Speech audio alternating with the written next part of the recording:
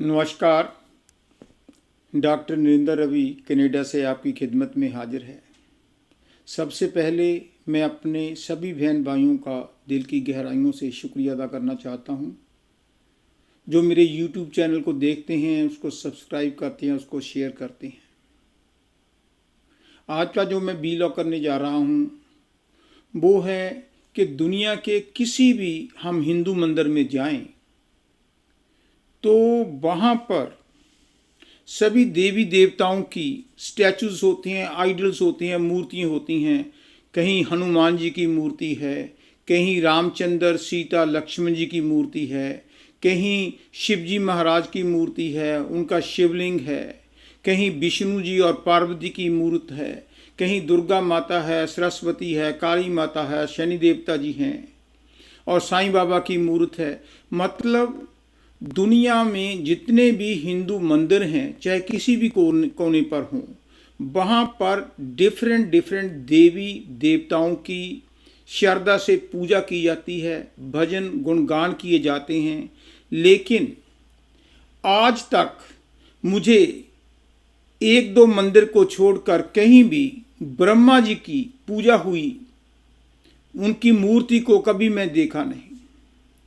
हर इंसान के दिमाग में कभी ना कभी ये प्रश्न पैदा होता है, ये उनके दिमाग में एक सवाल पैदा होता है कि एक तरफ तो हिंदू मैथोलॉजी की ओर से हम ब्रह्मा जी को क्रिएटर मानते हैं कि सारी यूनिवर्स को ब्रह्मा जी ने पैदा किया है, और विष्णु देव जी, विष्णु भगवान उसकी पालना पोषण करते हैं, और शिव जी जिसको महेश भी कहते हैं वो इनका अंत करते हैं। अंत इसलिए नहीं कि बिल्कुल ख़त्म करना है, अंत इसलिए just to get rebirth, incarnation, कि एक को उसकी टाइम लिमिट होती है और उतने श्वास लिए तो उसको ख़त्म कर दिया और उसके बाद उसके कर्मों के हिसाब से उसको नया शरीर डाल दिया, चाहे वो मनुष्य का हो, चाहे वो जानवरों का हो, चाहे वो पशु पंछियों का हो, चाहे वो पौधों का हो, लेकिन उसमें रूह जो होती है वो निकाल कर दूसरी किसी और चीज़ में डिफरेंट शेप देते हैं। ये शिव जी महाराज जी का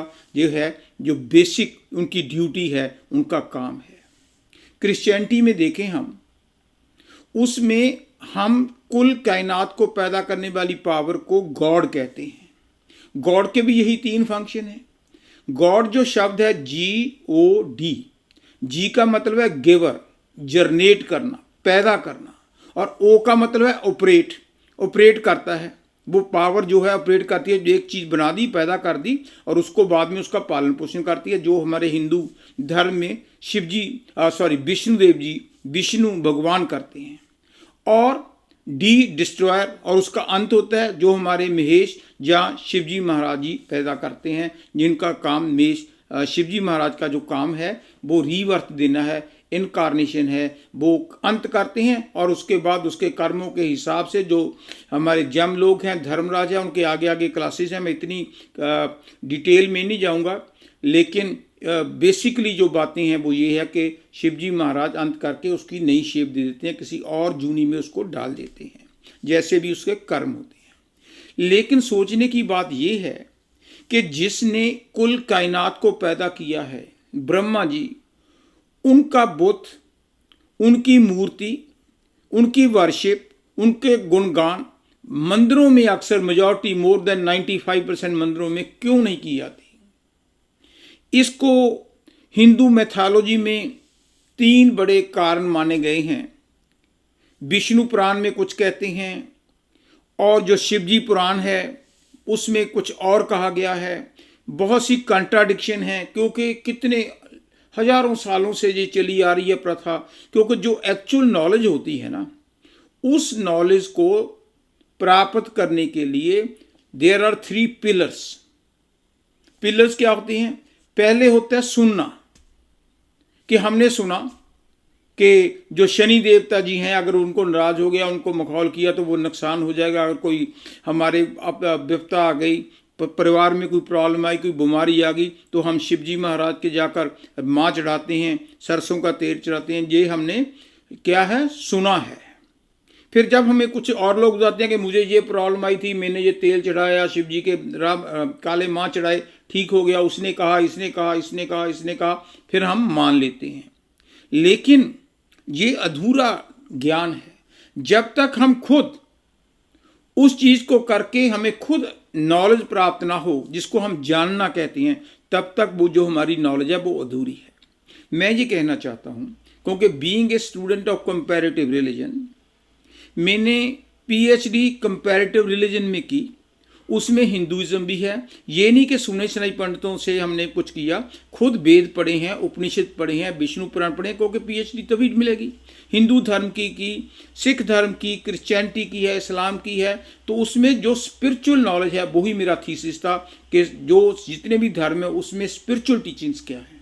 इसलिए मैं ये उसको रिसर्च किया। रिसर्च करने के बाद मैं वो बात करूंगा जो कॉमन है। 3 मेन उनके कारण बताए गए हैं कि why we are not worship Brahma. उसका जो सबसे पहला कारण है वो है कि ब्रह्मा जी ने सबसे पहले एक लेडी, एक स्त्री को क्रिएट किया था, जिसको सतरूपा कहते हैं, जिसको सरस्वती माता भी कहते हैं, जो हमारे ज्ञान की देवी है। क्योंकि अगर मैं बहुत ब्रीकी में चला जाऊंगा तो आपको कुछ समझ नहीं आएगी, तो मैं मोटे मोटे तरीके से, सिंपल तरीके से, नॉन कंट्रोवर्शियल तरीके से मैं आपको समझाने की कोशिश कर रहा हूं कि जब ब्रह्मा जी ने सतरूपा और या सरस्वती माता का जन्म दिया, जब उसको पैदा किया, जिस विष्णु पुराण में लिखा हुआ है, तो वो फर्स्ट वोमेन थी। और वो जो वोमेन थी, सतरूपा को हो जो सरस्वती को, वो उसके 100 रूप थे, डिफरेंट रूप बना सकती थी। And she is the most beautiful in the earth at that time. उनके हस्बैंड, जो वो फर्स्ट आदमी ब्रह्मा जी ने पैदा किए थे, मनु स्मृति, आपको पता है, वो आप पढ़ो कभी। अब गूगल का तो नहीं पता, लेकिन आप मनुस्मृति आपको बुक्स मिल जाएंगी। अभी तो हिंदी में भी, इंग्लिश में भी मिल जाती हैं, पहले संस्कृत थोड़ी सी लैंग्वेज टफ थी।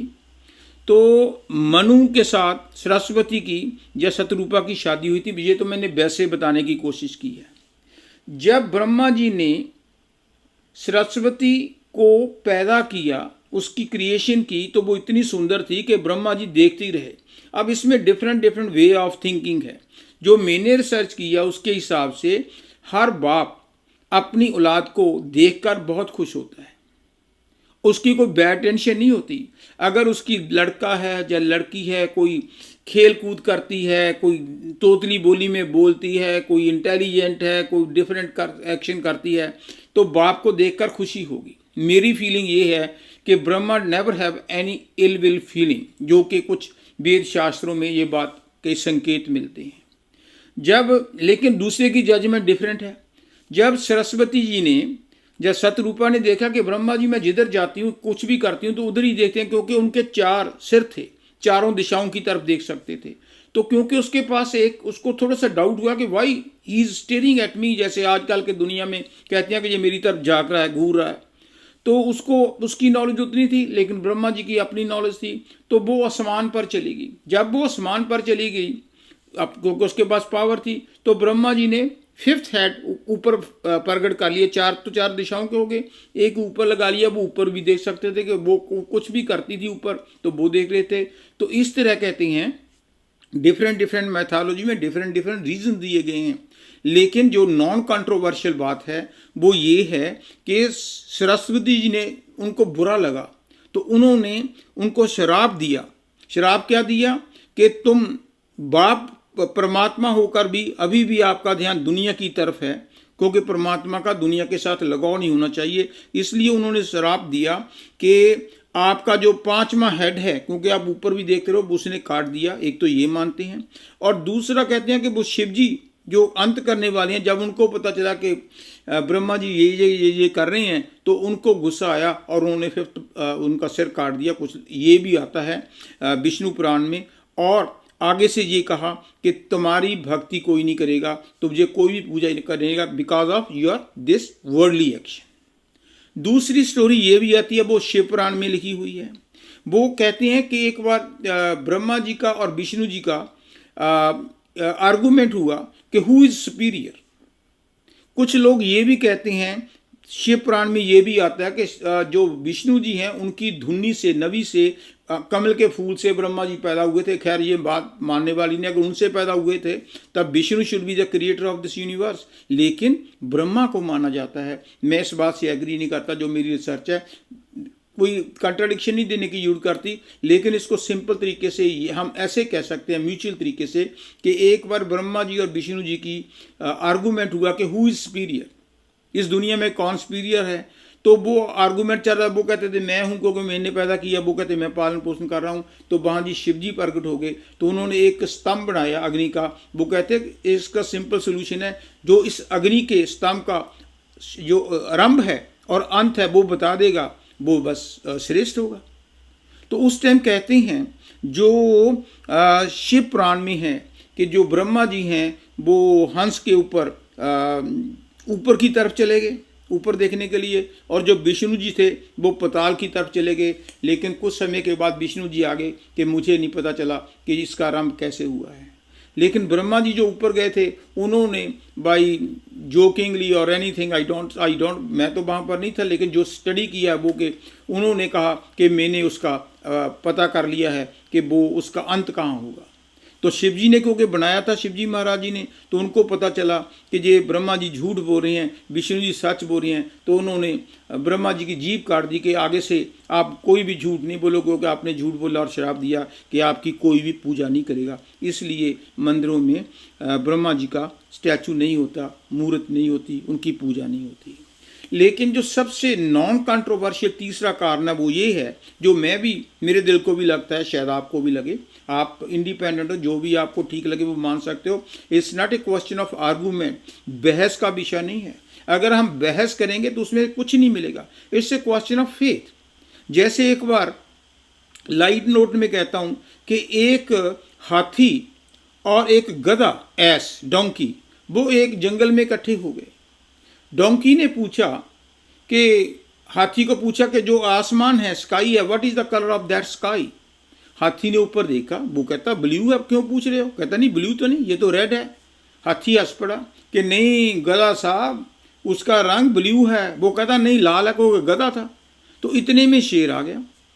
हाथी ने शेर को खड़ाया, ये सिंबॉलिक बातें समझाने के लिए है। हाथी ने शेर को खड़ाया और शेर को पूछा कि शेर महाराज, हमारे दोनों में डिस्प्यूट चल रहा है। गधा कहता है कि आसमान का रंग लाल है, मैं कहता हूँ ब्लू है, बताओ आप कौन ठीक है कौन गलत है। तो उसने पूछा हाथी को कि तुमने क्या बताया है? कहता ब्लू। तो उसने जोर से थप्पड़ मारा। जब थप्पड़ मारा हाथी को लगा कि शायद मैंने गलत बताया, ब्लू नहीं होगा। तो उसने शेर को हाथ जोड़े कि शेर महाराज मुझे ये बताओ कि आसमान का रंग ब्लू नहीं है। शेर कहता हाँ ब्लू है। कहता फिर अगर ब्लू है तो मुझे थप्पड़ क्यों मारा? वो कहता थप्पड़ मैंने रंग के लिए नहीं मारा, थप्पड़ मैं इसलिए मारा तू गधे से बहस कर रहा है। सो रिलीजन में भी कभी भी बहस करने से कुछ नहीं मिलता, जो आपको अच्छा लगे वो कर लो। मैं अपनी जो कुछ स्टडी की है उसके मुताबिक आपको बताने की कोशिश करता हूँ। जो तीसरा कारण है कि ब्रह्मा जी की पूजा नहीं होती, उसका मेन कारण ये है कि ब्रह्मा जी ने जब संसार को पैदा किया तो उन्होंने एक यज्ञ करने की इच्छा प्रकट की। जो यज्ञ करने की इच्छा पर गई तो उन्होंने कमल का फूल आसमान में फेंक दिया, वो जाकर राजस्थान में गिरा और वो उन्होंने चूज कर लिया जगह के वहाँ पर जाकर यज्ञ करूँगा, रूहानी यज्ञ करूँगा, हवन करूँगा, कुछ भी कह लो। वो जब वहाँ पर पहुँचे तो हवन की एक रूल्स हैं, रिचुअल्स हैं कि उसके साथ उसकी वाइफ बैठती हैं। और ब्रह्मा जी की जो वाइफ है सावित्री थी।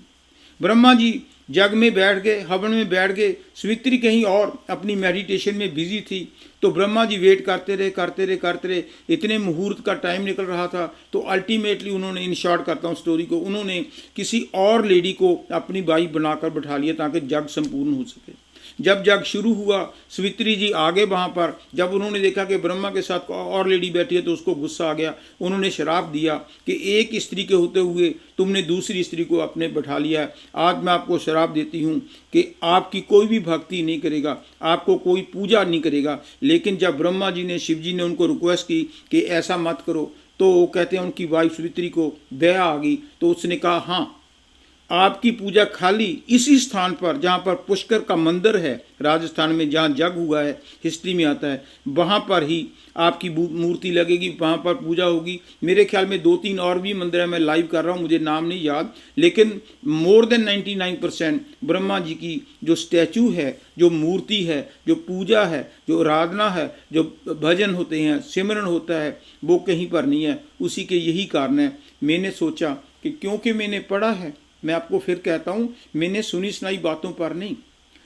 30 साल 35 साल मैंने इसको स्टडी किया है। उसके बाद बुक भी लिखी है, अमेरिका में पब्लिश हुई है स्पिरिचुअलिटी पर, the importance of the perfect living master, और उसके बाद कुछ अपना भी जाति तजर्बा किया है, क्योंकि knowledge comes from with in, चाहे वो दुनियावी नॉलेज है चाहे रूहानी नॉलेज है, वो मेहनत से मिलती है। और जितनी भी थोड़ी मोटी मेहनत की तो मैंने कोशिश की कि नॉन कंट्रोवर्शियल तरीके से आपको समझाएं। अगर मैं किसी की फीलिंग को हर्ट करता हूँ, बड़े बड़े ज्ञानी विद्वान हैं हमारे गौर मंदिर में भी कथावाचक हैं, लेकिन मुझे ये उम्मीद है कि अगर वो रिसर्च करेंगे तो they will agree with me, पर बहस की मतलब नहीं, आपको जो ठीक लगे वो कर लो, जो मैंने ठीक समझा वो मैं आपके साथ शेयर कर रहा हूँ। फिर भी मैं दोनों हाथों जोड़कर आपसे क्षमा मांगता हूँ इफ़ आई हर्ट यू, क्योंकि religion is a very dangerous subject. हर आदमी सोचता है कि मुझे पता है, क्योंकि उसने 2-4 बुक्स सुनी सुनाई होती हैं, 2-4 आरती पढ़ी होती हैं, रिसर्च की नहीं होती, ना ही अंदरला ज्ञान होता है, बस उसी के बेस से सोचता है कि मुझे सारा ज्ञान है। लेकिन मैं भी नहीं ये कहता कि सारा ज्ञान है।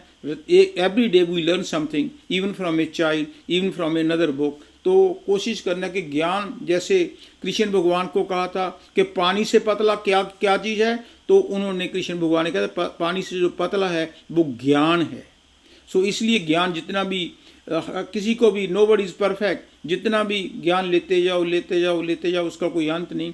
तो मैंने सोचा कि इस इशू पर, क्योंकि हिंदुओं का जो इशू है, ये कई बार क्वेश्चन आ जाता है कि why lord Brahma is not worshipped in Hindu temples, तो मैंने कोशिश की है।